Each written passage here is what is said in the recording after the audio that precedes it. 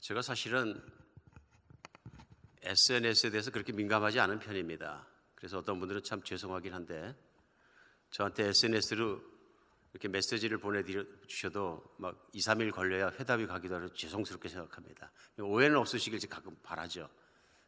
왜냐하면 SNS에 그렇게 공을 안 들이기 때문에 그런 것 같습니다. 그리고 어떤 분들은 좀 은혜로운 메시지들을 열심히 은혜 받으라고 퍼서 날라주시는데 솔직히 어떤 것은 읽지 않습니다. 대부분 다 읽지 않는 것 같습니다. 그리고 그렇게 깊이 들어가는 스타일은 아닙니다. 그런데 최근에 지난주에 그동안 계속 보내주신 한 집사님이 메시지를 보여주셨는데 눈에 딱 띄었어요. 어떻게. 그래서 읽다 보니까 참 내용이 마음에 좀 닿는 부분이 없잖아 있었습니다. 그 내용이 뭐냐면 어떤 자매님이 자기 여자친구가 하는 얘기를 듣고 감동받은 얘기를 이제 써서 올리신 것 같습니다. 그게 뭐냐 하면 그 친구 아버지가 최근에 암으로 말미암아 6개월간 투병하다 돌아가셨는데 그 아버지가 본이 되게 돌아가셨다.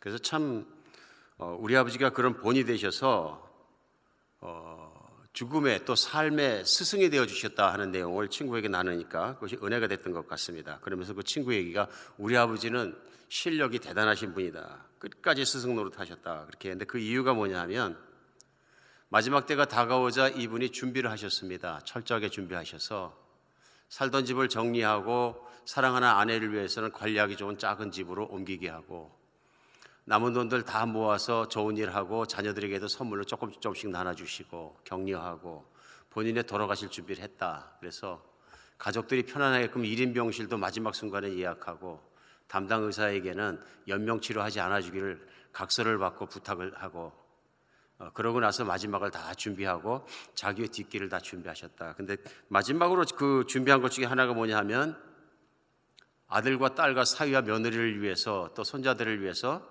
마지막 동영상을 준비하셔서 한 사람 한 사람 귀한 마지막 말씀을 주고 가셨다. 근데 그 딸에게 주신 영상 편지가 뭐였냐면 사랑하는 딸아, 아버지가 부탁이 있다. 한 달에 한 번씩은 하늘을 봐라. 아버지가 거기 있다.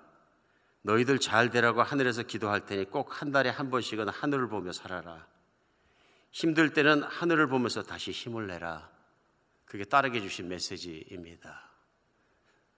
참 최소한의 이제 권면이죠. 땅을 보고 열심히 살아가다가도 힘들거든, 지치거든, 하늘을 봐라. 내가 거기서 너를 위해서 기도하고 있겠다. 하늘을 봐라. 남는 것이 있습니다. 남는 것이 있습니다. 오늘날도 우리가 분주히 살아가다 보니까 시선이 급한 일, 바쁜 일, 먹고 사는 일, 현실 뭐 이런 것에 너무너무 초점이 맞춰질 수 있는 것 같습니다. 오늘 여러분과 제가 본문으로 대할 요한계시록은 사실은 이런 일상과 관계가 없어 보일 수 있는 내용입니다. 요한계시록 참 힘든 것 중에 한 가지가 무엇이냐면요, 많은 분들이 요한계시록을 대하고 내용을 읽다 보면은 요한계시록은 세상의 마지막 날 끝에 이루어질 일들입니다. 그렇죠? 대개 보면 우리가 인생을 살아가면서도 세상의 마지막 날 끝에 이루어지는 것이나 내 인생의 마지막 날 이루어지는 것에 대한 관심보다는 오늘 살아가는데 잘 될 일이 무엇인가 하는 것에 또 금방 오늘 말씀을 듣고 적용할 것이 무엇인가 하는 실제적이고 오늘 적용해서 유익을 얻을 수 있는 그런 것들에 귀가 솔깃해지고 현실적으로 받아들여지고 이거 make sense 한다.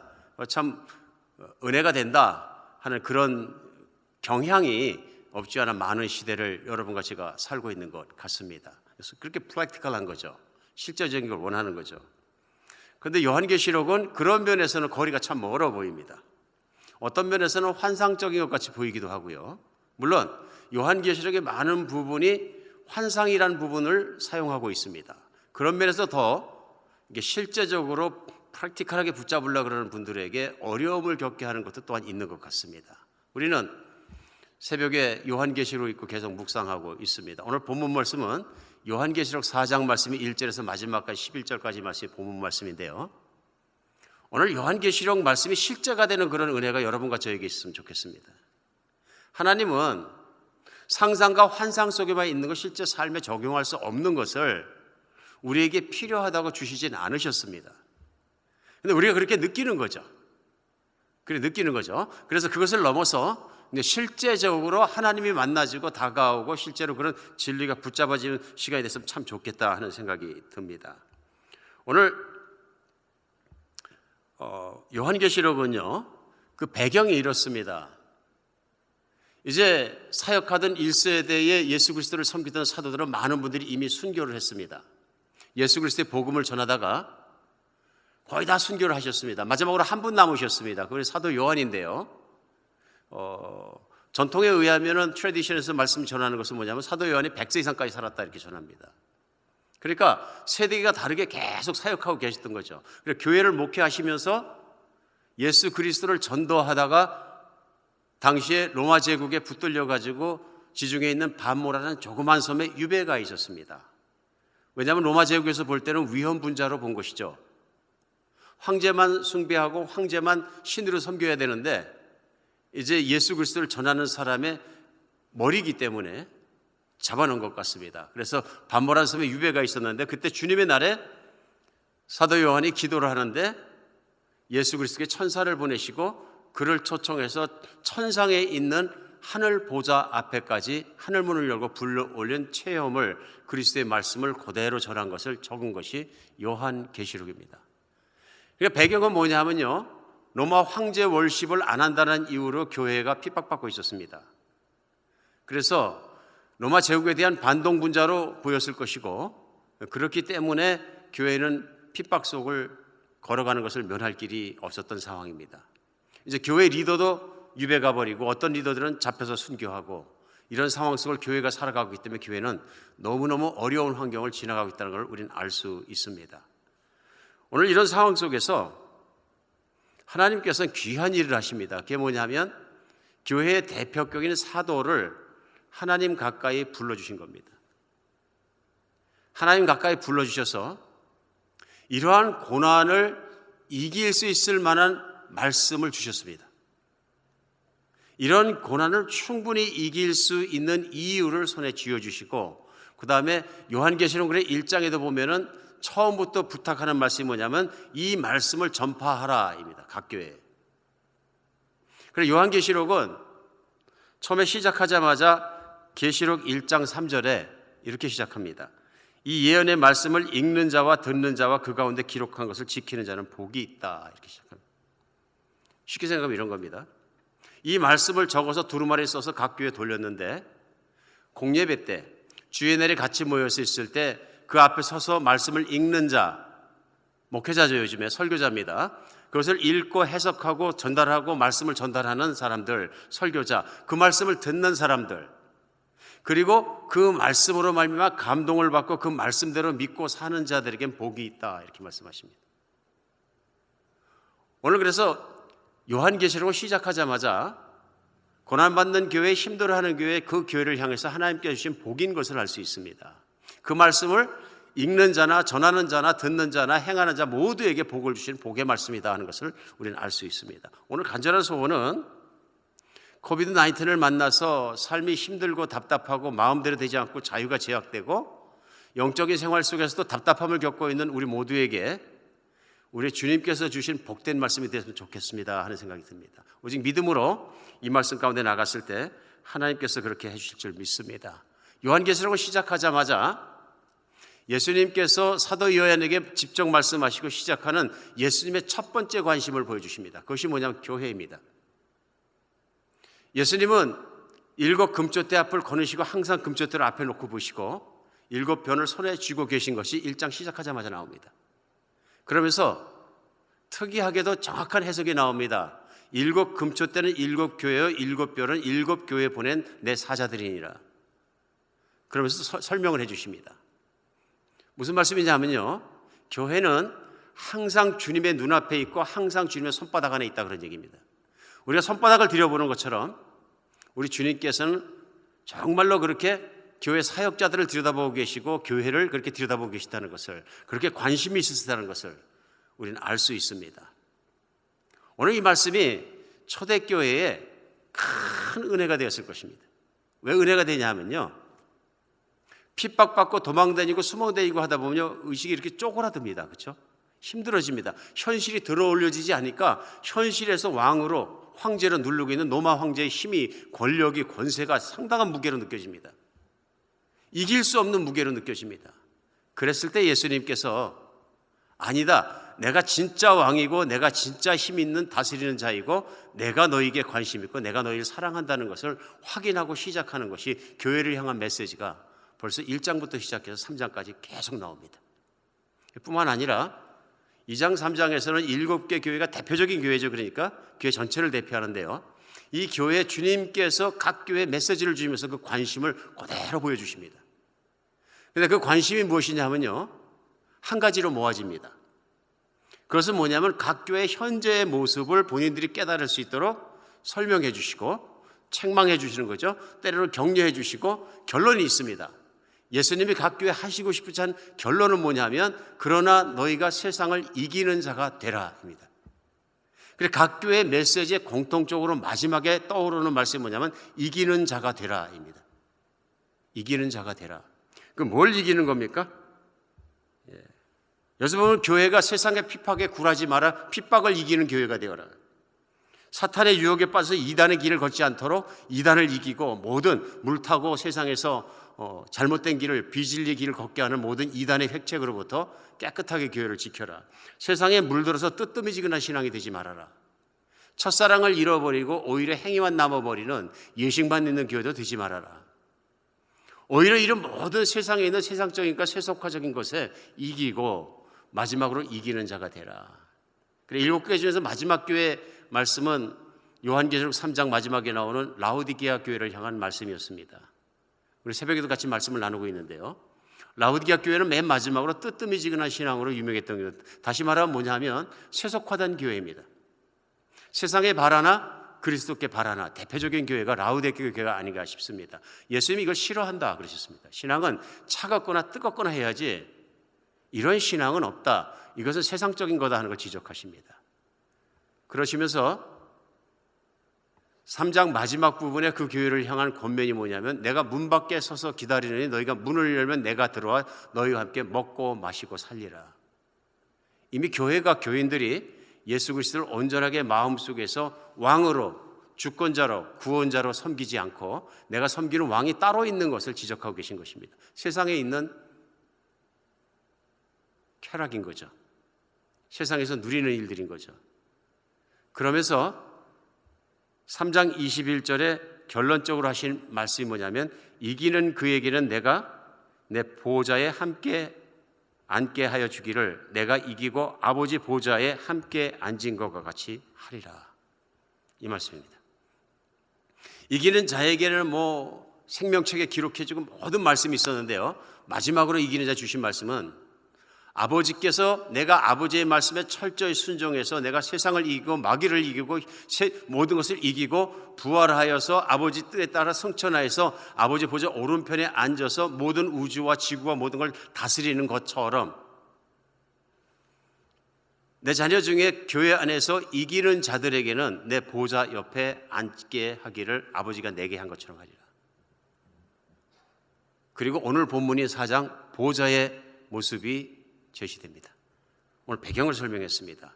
오늘 4장은 예수 그리스도의 그런 모습과 생각과 말씀과 그런 것을 배경에다 걸어놓고 4장을 이해해야 이해가 합니다. 왜냐하면 교회 말씀을 계속 하시다가 1장, 2장, 3장 다 교회 중심 말씀하시다가 4장 되니까 갑자기 사도 요한을 하늘문을 열리게 하고 천사의 큰 음성에서 이리로 올라오너라 해서 천상으로 올라가니까 천상에 베풀어진 하늘 보좌의 모습이 전개되기 시작하는 게 오늘 본문 4장의 모습입니다. 그래서 오늘은 여기서부터 4장을 한번 같이 읽겠습니다. 저 여러분이 함께 읽으면서 4장 말씀에 나갔으면 좋겠습니다. 한 절씩 읽겠습니다. 이 일 후에 내가 보니 하늘에 열린 문이 있는데 내가 들은 바 처음에 내게 말하던 나팔 소리 같은 그 음성이 이르되 이리로 올라오라. 이후에 마땅히 일어날 일들을 내가 내게 보이리라 하시더라. 내가 곧 성령에 감동되었더니 보라 하늘에 보좌를 베풀었고 그 보좌 위에 앉으신 이가 있는데 앉으신 이의 모양이 벽옥과 홍보석 같고 또 무지개가 있어 보좌를 둘렀는데 그 모양이 녹보석 같더라. 또 보좌에 둘러 24 보좌들이 있고 그 보좌들 위에 24 장로들이 흰옷을 입고 머리에 금관을 쓰고 앉았더라. 보좌로부터 번개와 음성과 우레소리가 나고 보좌 앞에 켠 등불 7이 있으니 이는 하나님의 7 영이라. 보좌 앞에 수정과 같은 유리 바다가 있고 보좌 가운데와 보좌 주위에 4 생물이 있는데 앞뒤에 눈이 가득하더라. 그 첫째 생물은 사자 같고 그 둘째 생물은 송아지 같고 그 셋째 생물은 얼굴이 사람 같고 넷째 생물은 날아가는 독수리 같은데 4 생물은 각각 자기 날개를 가졌고 그 안과 주위에는 눈들이 가득하더라. 그들이 밤낮 쉬지 않고 이르기를 거룩하다 거룩하다 거룩하다 주 하나님 곧 전능하신 이여 전에도 계셨고 이제도 계시고 장차 오시리라 하고 그 생물들이 보좌에 앉으사 세세토록 살아계신 이에게 영광과 존귀와 감사를 돌릴 때에 24 장로들이 보좌에 앉으신 이 앞에 엎드려 세세토록 살아계신 이에게 경배하고 자기의 관을 보좌 앞에 들이며 이르되 함께 읽습니다. 우리의 주 하나님이여 영광과 존귀와 권능을 받으시는 것이 합당하오니 주께서 만물을 지으신지라 만물이 주의 뜻대로 있었고 또 지으심을 받았나이다 하더라. 아멘. 오늘 말씀 가운데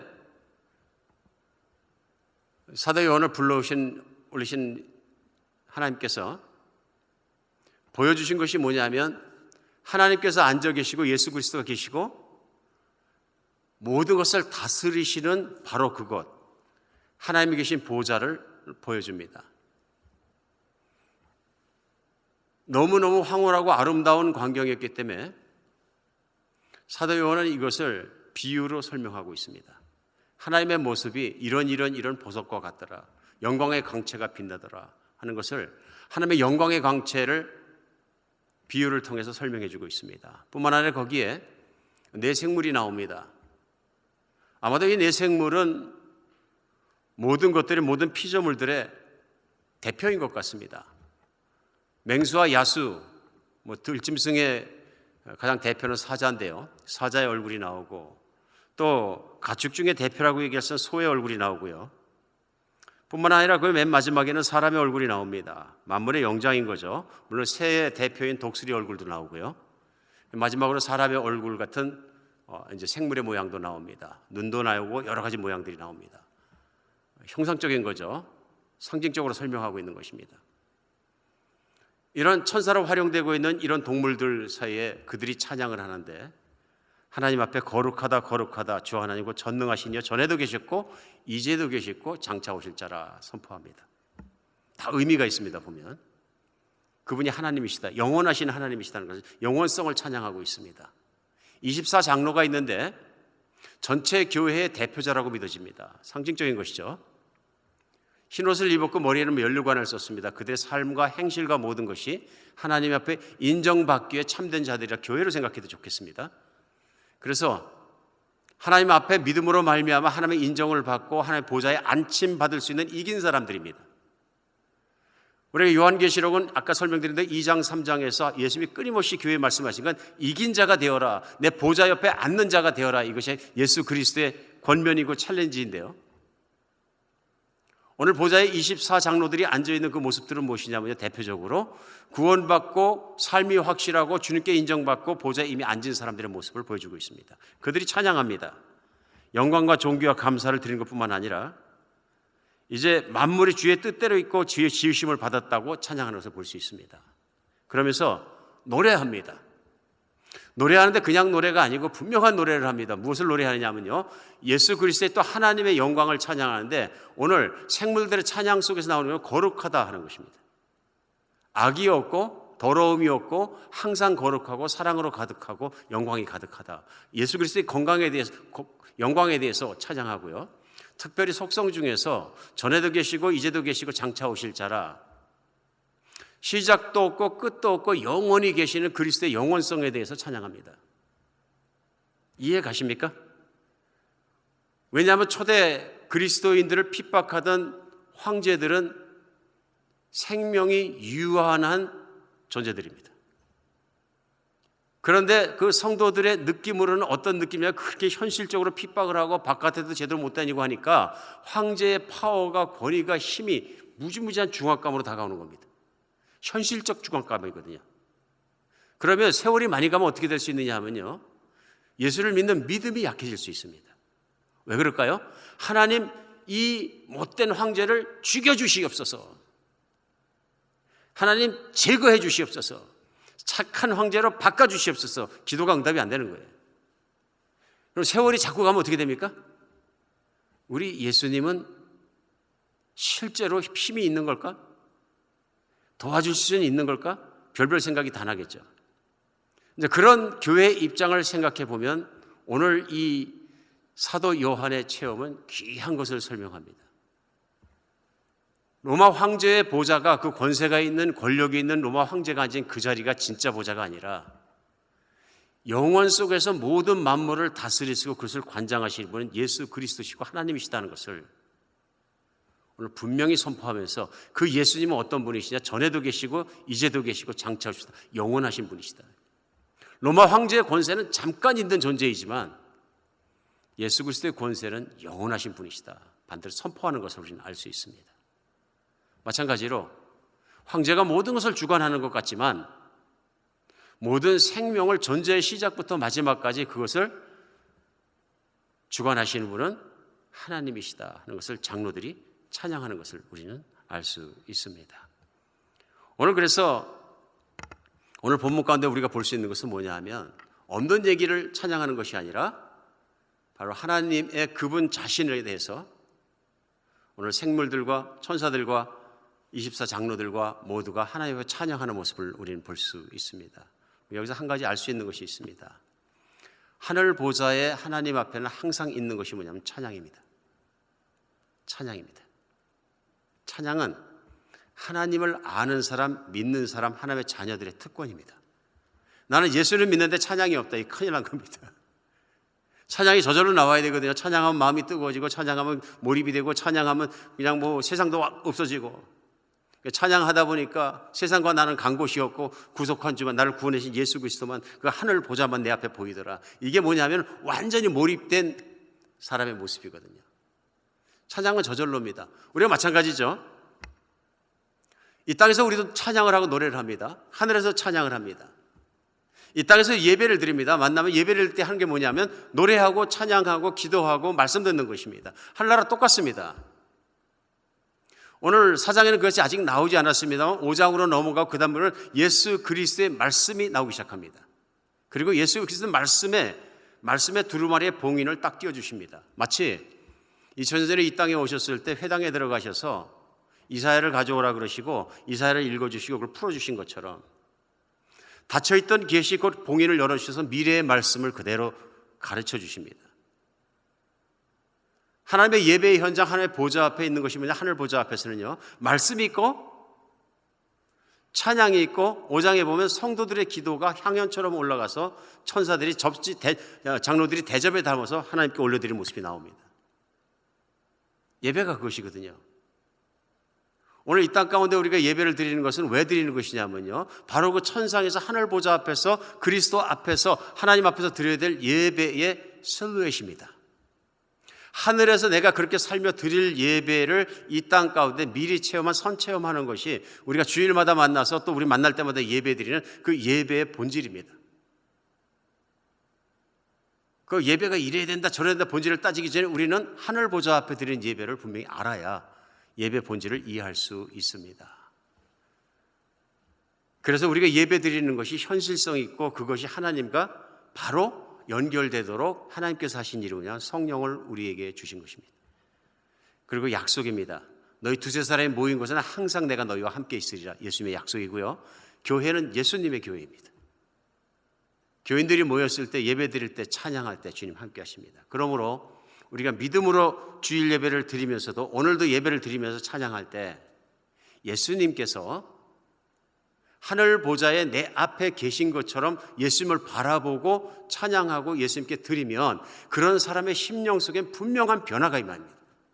그게 뭡니까? 세상은 잊어버려지고 내 자신도 잊어버려지고 예수님께 몰입하는 은혜입니다.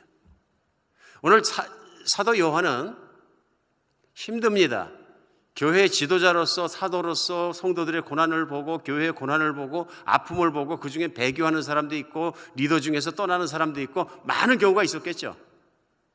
현실을 보면 너무너무 어둡고 아픕니다. 그런데 오늘 들림받아서 예수 그리스도께서 천국에 올라오게 해서 그 천국에 올라가서 예수 그리스도의 보좌 앞에서 보니까 모든 것이 희망입니다. 믿으십니까? 이게 하늘 보좌의 중요한 것이죠. 하늘 보좌의 중요한 것이죠. 우리 주님께서는 큰 일을 하시는 겁니다. 이게 뭐냐면요, 내가 이겼고 교회도 이길 것이고 결국은 세상이 망할 것이고 그 승리를 너희가 체험할 것이고 세상을 이기고 믿음으로 이기고 내 보좌 앞에 오는 자들은 내 보좌 옆에 앉게 해주고 영원히 다스리게 해주겠다는 말씀을 사도 요한에게 실체험을 허락하신 거죠. 사도 요한에게만 그렇게 하신 게 아니라 이 말을 듣고 믿고 그것에 따라서 살아가는 모든 사람들, 그래서 마귀를 이기고 세상을 이기고 모든 것을 이기고 삶을 승리하고 이기는 자들에겐 이런 복을 주겠다는 말씀을 붙잡아 주시는 말씀입니다. 그러므로 요한계시록은 많이 읽어야 되는 말씀입니다. 초대교회 목회자였던, 한국 초대교회 목회자였던 길선주 목사님 같은 경우에는 구약은 100번 읽고 신약은 1000번 읽고 요한계시록은 내가 10,000번 읽었다. 결국 순교하셨는데요. 아무나 순교합니까? 그 순교할 수 있는 자아 부인의 믿음의 능력이 어디서 나왔느냐? 바로 요한계시록을 10,000번 읽었기 때문에 나온 것이다. 요한계시록을요. 세상을 이기게 하고 현실을 이기게 하는 힘이 있거든요. 믿음의 힘이 여기 있거든요. 약속의 힘이 여기 있고 살아계신 예수 그리스도가 그 하늘 보좌가 요한계시록 안에 나오거든요. 하늘 보좌가. 그러니까 우리 성경을 읽으면서도 나는 요한계시록을 진짜 자주 읽습니다 하는 것도 필요한 겁니다. 왜 그렇습니까? 우리의 초점을 세상으로부터 하늘 보좌로 옮겨줍니다. 하늘 보좌를 바라보는 사람, 묵상하는 사람의 유익이 어디 있느냐 하면요, 오늘 말씀의 제목입니다. 오늘 첫 번째 유익은 무엇이냐 하면요, 바로 그런 말미암아서 하나님의 보좌 앞에 나아가기 때문에 우리는 하늘 보좌에서 보는 관점을 갖게 됩니다. 사람이 어떤 관점을 갖고 살아가느냐 하는 것이 인생의 미래를 결정하거든요. 그런데 땅을 살아가면서 눈이 땅에 있는 일과 그것들을 생각하고 계속 보게 되면 어떻게 되냐면요, 이 땅에 있는 시각을 갖게 됩니다. 땅에 있는 시각이 무엇이냐면 세상 사람들의 시각을 따라갈 수 있는 가능성이 높아집니다. 교회에 와서 하나님을 생각하는 건 잠깐이고 땅의 일을 생각하면 일주일 내내 보내게 되면요, 자기도 모르는 사이에 땅에 있는 것들 더 많이 생각하고 더 많이 관심 가지고 그것들에게 더 많은 시간과 관심을 보내게 되어 있습니다. 그리고 나중에 문제는 뭐냐면요, 모든 내 인생에 일어나는 일들을 해석할 때 세상적인 관점을 따라서 해석합니다. 세상적인 관점을 따라 행복하고 불행해집니다.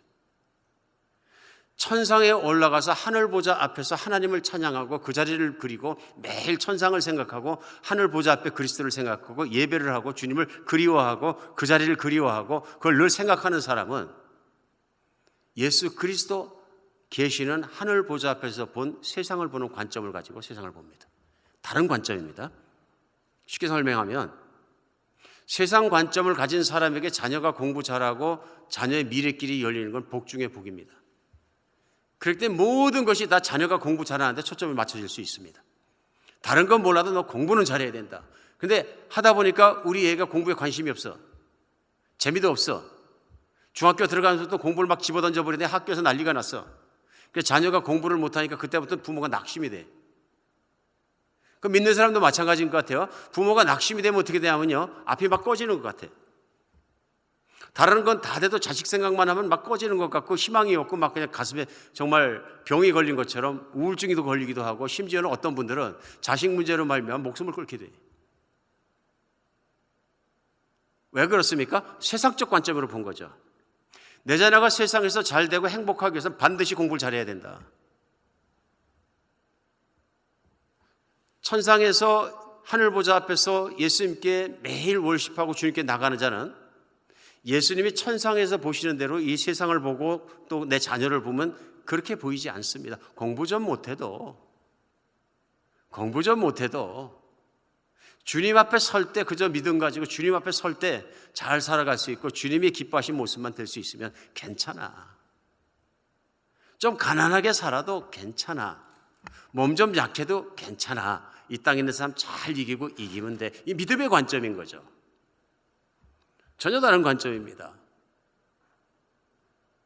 그러니까 초대교회가 고난받고 있고 힘들고 막 그럴 때 세상적인 관점은 뭐냐면 하나님께서 황제를 바꿔주시든지 아주 본보기를 그냥 완전히 그냥 죽여버리시든지 정말로 기독교인에게 최고의 자리에 기독교인을 딱 올려주셔가지고 교회가 최고가 되게 하시든지 뭐 기독교인들이 권세를 가지고 또 그런 압박에도 불구하고 부자로 살게 해주셔갖고 막 떵떵거리고 살게 해주시든지 뭐 이런 것들이 기도 제목대로 있으면 하나님 살아계시다는 게 현실적 믿음인 거죠. 우리도 많은 경우에 그런 생각을 합니다. 세속적인 관점을 가지고 하나님 말씀을 이해하려고 그러는 거예요. 하나님을 이해하려고 하고. 얼마나 많이 그럽니까?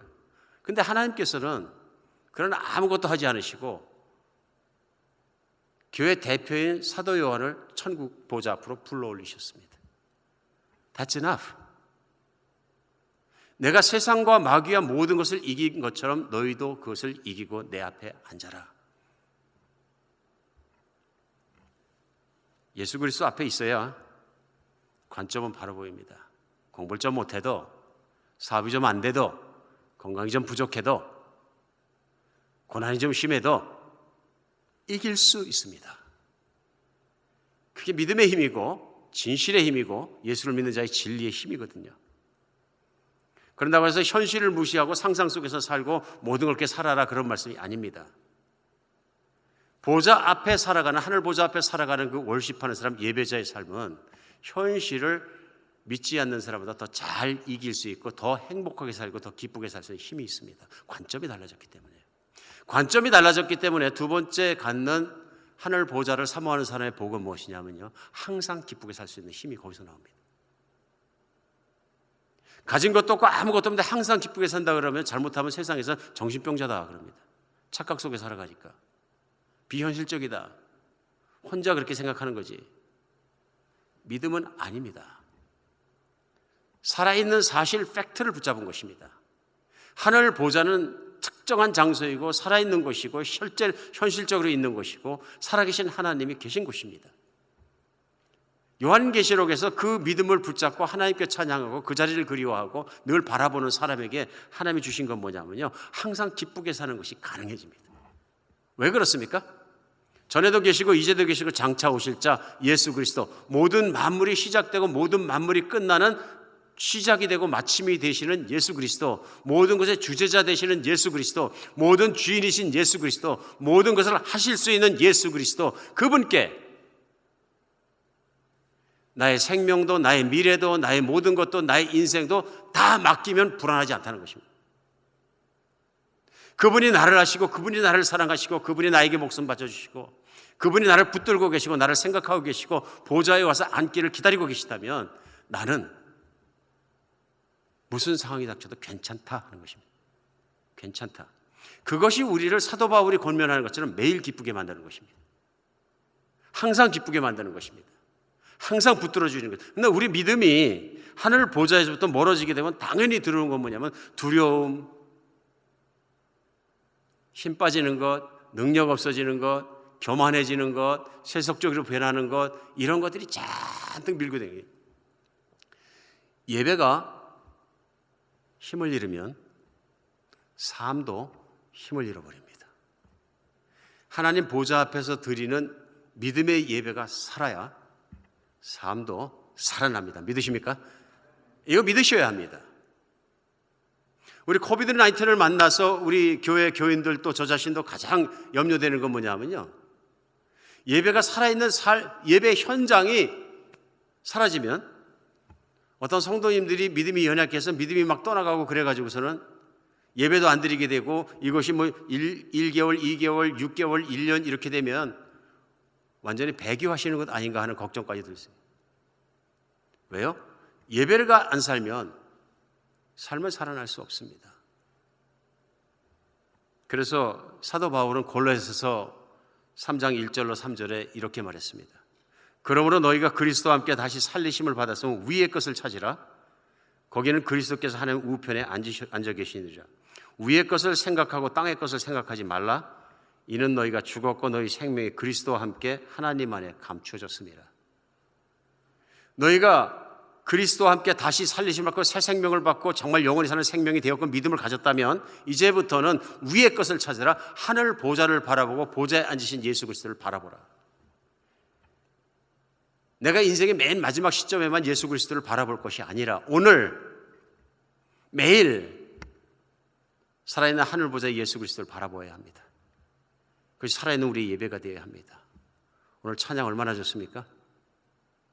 나를 살려주신 주님께 모든 찬송과 모든 영광과 모든 것을 돌려드립니다.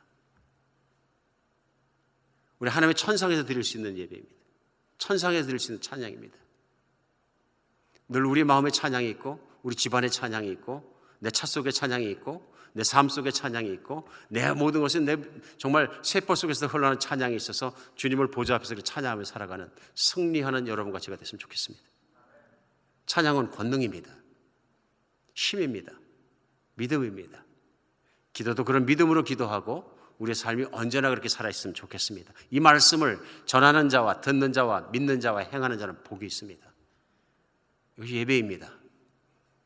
오늘 하루의 예배가 우리 영을 살려내고 우리의 시각이 다시 돌아가서 하늘에 계신 하늘 보좌에 예수 이렇게 초점이 딱 맞춰지게 하시고 우리의 믿음이 뜨겁게 살아나서 우리 세상을 이기고 승리할 수 있는 여러분과 제가 되었으면 좋겠습니다.